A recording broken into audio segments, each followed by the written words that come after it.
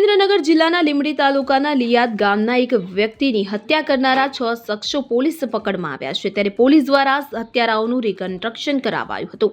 તાલુકામાં આવેલ ક્ષત્રિય સમાજની વાડી નજીક ગત તારીખ 13 જાન્યુઆરી 2026ના રોજ 3 વ્યક્તિઓ ઉપર 9 થી 10 લોકો દ્વારા હુમલો કરવામાં આવ્યો હતો કે જેમાં એક વ્યક્તિને છરીના ઘા ઝીકી દીધા હતા, જેમાં લિયાદ ગામના હિતેશભાઈ હેમુભાઈ સુરેલાની હાલત ગંભીર થતા હોસ્પિટલમાં સારવાર દરમિયાન તેઓનું મોત નીપજ્યું હતું।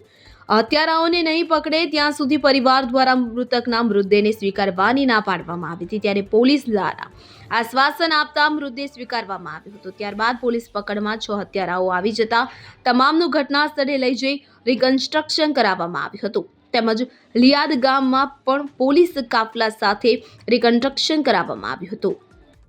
બ્યુરો રિપોર્ટ, ખબર ગુજરાત લાઈવ।